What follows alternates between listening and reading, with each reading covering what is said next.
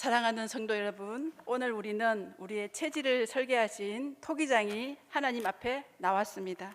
다소 나른하고 오후 시간이지만 우리를 자식처럼 아끼시는 주님을 바라보며 우리 좌우 앞뒤 분들께 이렇게 믿음으로 한번 축복하면 좋겠습니다.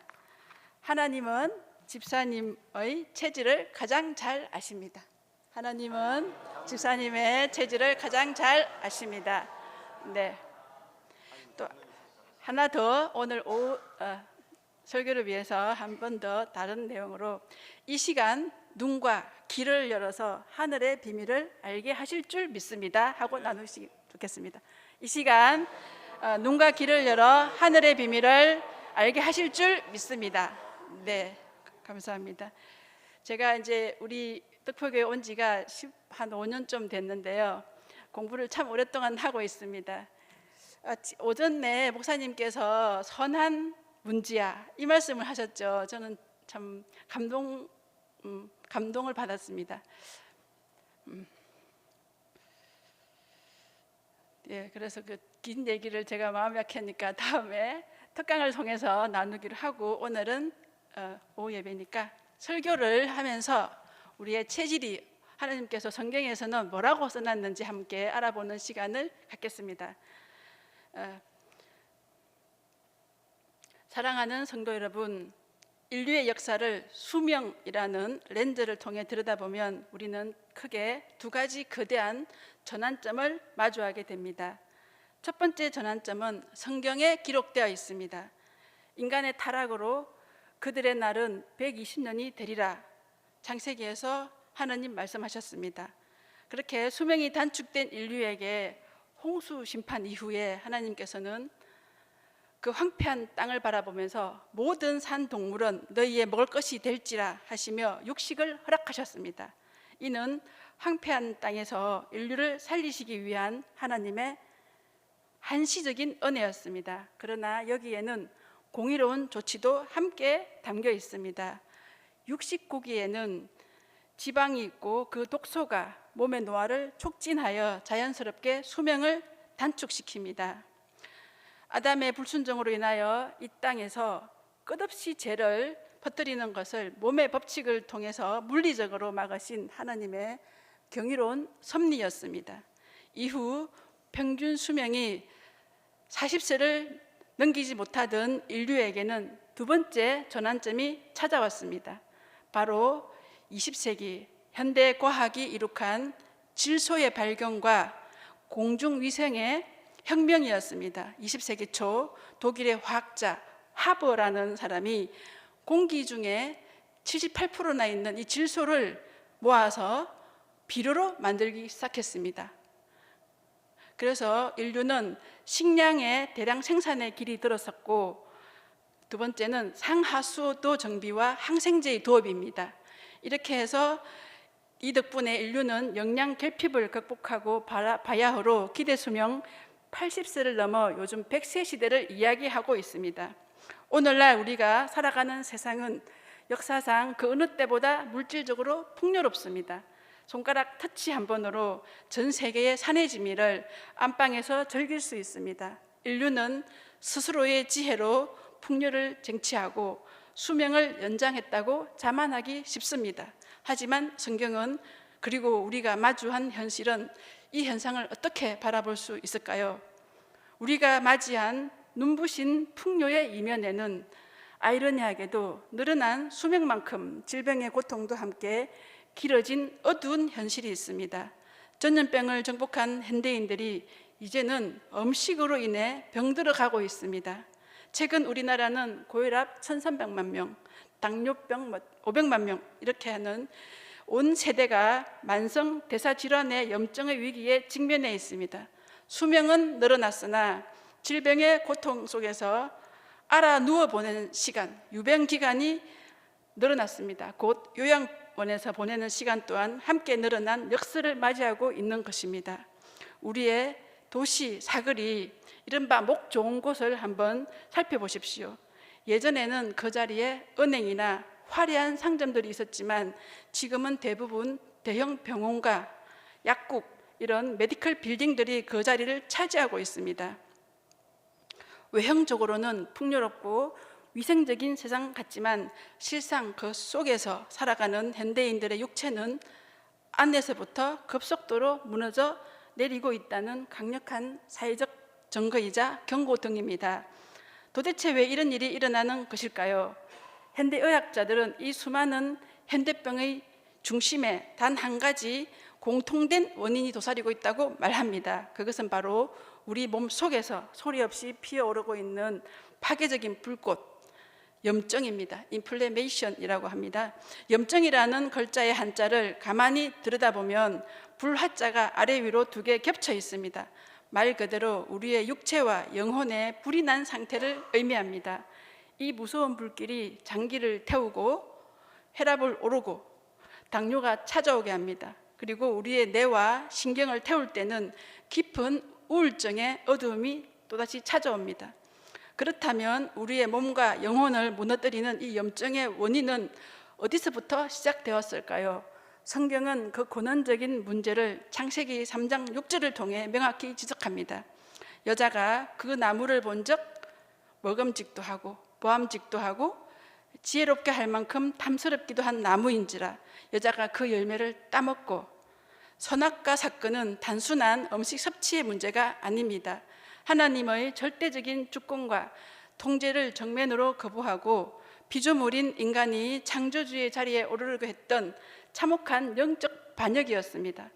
내가 내 삶의 주인이 되어서 내 눈에 보기 좋은 대로 내 뜻대로 판단하며 살겠다.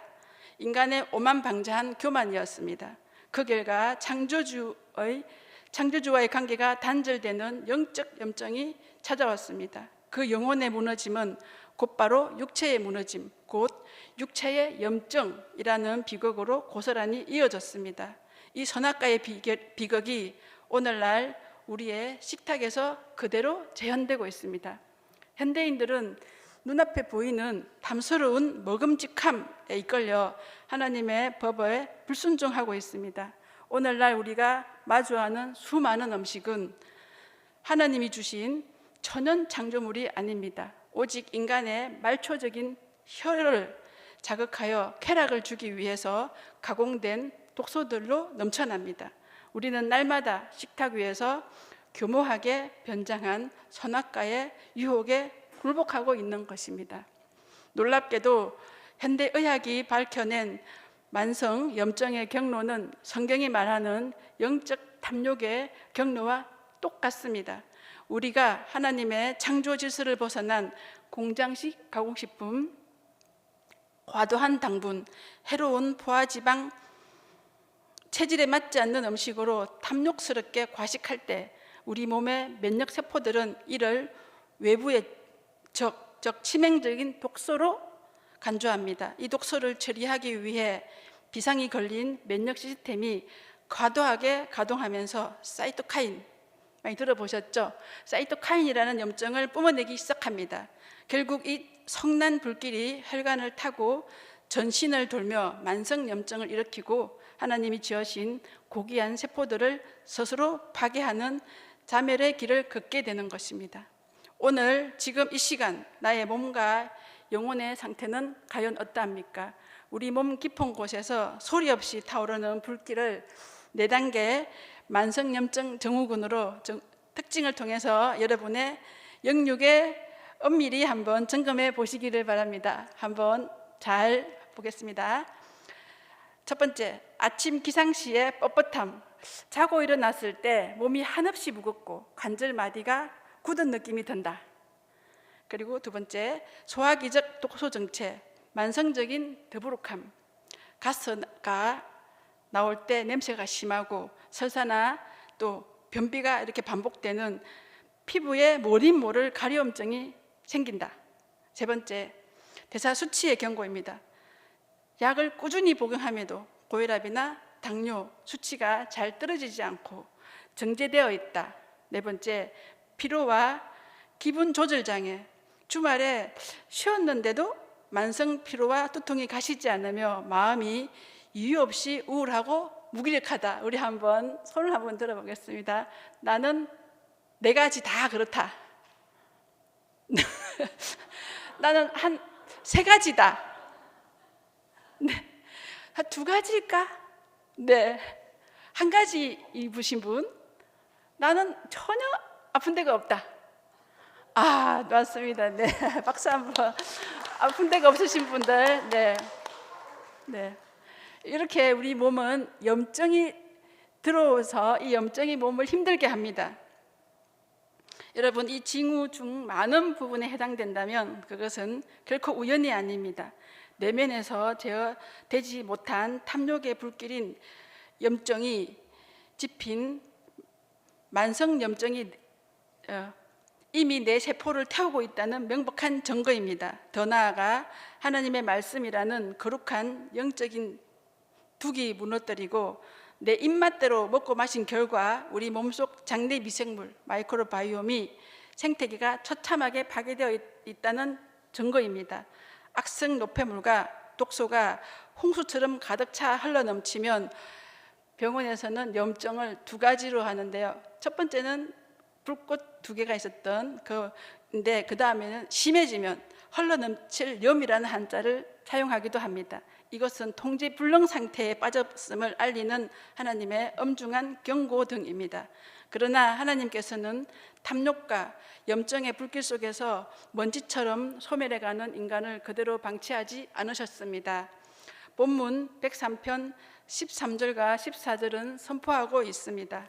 아버지가 자식을 긍휼히 여김같이 여호와께서는 자기를 경외하는 자를 긍휼히 여기시나니 이는 그가 우리의 체질을 아시며 우리가 단지 먼지뿐임을 기억하심이로다. 긍휼이라는 말은 불쌍히 여긴다는 거거든요. 제가 예배학을 공부해 보면 긍휼하다, 그러니까 우리가 하나님께 받을 수 있는 가장 큰 은혜는 하나님으로부터 불쌍히 여김을 받을 때 모든 문제가 해결되기 시작한다고 제가 배우고 있습니다. 네, 나아가 하나님은 우리의 아버지가 되셔서 우리가 땅의 흙과 먼지로 만들어져 얼마나 쉽게 부서지고 오염되는 체질을 가졌는지 이미 다 알고 계십니다. 여기서 체질이라고 번역된 히브리어는 예체르라는 뜻인데요, 토기장이가 진흙으로 만든 구조와 형태, 본질을 뜻합니다. 유치원 꼬마가 사람을 만들었을 때랑 하나님이 흙으로 사람을 만들었을 때의 차이가 여기서 드러나고 있습니다. 하나님은 우리 몸의 메커니즘을 세포 하나까지 직접 빚으신 최고의 토기장이십니다. 그렇기에 우리가 어떤 유혹에 취약하며 어떤 음식을 먹을 때 몸에 불이 나고 생태계가 무너지는지 우리 자신보다 더 잘 알고 계십니다. 위대한 신학자 토마스 아퀴나스는 은혜는 본성을 파괴하지 않고 오히려 본성을 완성한다. 헬라어로 그라티아 난 토알렛 나투람 시드 페르펙치드 이렇게 읽었는데 네, 했습니다. 하나님이 주시는 구원의 은혜는 우리의 육체적 본성과 물리적 법칙을 무시하는 것이 아니라 창조의 원행대로 건강하게 회복시키고 완성시킨다는 뜻입니다. 실제 우리 주변에 평소 손발이 얼음장처럼 차갑고 늘 소화가 안 되던 한 어민 체질의 집사님이 계셨습니다. 이분은 건강을 챙기겠다는 일념으로 주변의 말만 듣고 아침마다 몸을 시원하게 만드는 양인 음식이죠, 이 녹즙과 생채식을 빈속에 들이부었습니다. 내 몸을 모르는 무지였습니다. 그러나 뒤늦게 식탁을 바꾸어 속을 따뜻하게 데워주는 어민 음식들, 율무나 조수수 이런 찰밥과 함께 추어탕에 부추, 마늘 이런 것들을 드시게 되면 같은 따뜻한 성질의 음식으로 식탁을 분별하자 단 3주 만에 손발이 온기가 돌기 시작하고 소화불량이 서서히 회복되기 시작합니다. 반대로 몸에 열이 많던 한 양인 집사님은 평소 혈압이 높아서 기력을 보충해야 하겠다 하며 몸을 더 뜨겁게 만드는 홍삼 액기스, 흑염소, 닭백숙을 열심히 챙겨 드셨습니다. 이미 몸속이 불길이 활활 타오르는데 기름을 들이부은 격입니다. 혈압이 폭발하듯 치솟아 뇌혈관의 위기를 맞이했습니다. 이 집사님 역시 우리의 체질을 알게 된 이후에는 자기의 고집을 내려놓고 몸에 열을 내려주는 양인, 체질에 맞는 보리밥과 녹두, 오이와 상추 같은 시원한 성질의 채소로 식탁을 분별했습니다. 그러자 한 달 만에 혈압이 조금씩 정상으로 돌아오고 깊은 숙면의 은혜를 누리게 되었습니다. 이처럼 내 입에만 즐거운 음식이 아니라 나를 지으신 하나님의 창조 법칙에 따라 내 체질에 맞는 음식을 선택하는 것, 레위기에서 말씀하신 거룩, 카도시의 본질인 구별하고 분별하는 행위야말로 성전된 우리 몸을 더럽히지 않는 최고의 지혜요 삶으로 드리는 참된 순종입니다. 사랑하는 성도 여러분, 오늘 시편 103편 말씀 속에서 우리의 무너진 몸과 영혼을 근본적으로 살려내는 세 가지 거룩한 치유 법칙이 숨겨져 있습니다. 첫 번째, 체질, 예체르의 법칙입니다. 하나님께서 사람마다 고유한 모양으로 그릇을 빚으셨듯 우리 각자에게 서로 다른 기능과 성질을 주셨습니다. 세상의 모든 사람에게 다 좋은 만병통치약은 없습니다. 나를 지으신 하나님의 설계도를 따라 나의 체질적 강점과 연약함을 바르게 식별하는 것이 치유의 출발입니다. 둘째는 먼지의 법칙입니다. 우리 육체가 흙에서 왔다는 것은 하나님이 대지 위에 심어두신 자연 그대로의 식재료, 제철 음식과 발효식품을 통해서만 우리 세포가 가장 온전하게 회복될 수 있다는 은혜의 법칙입니다.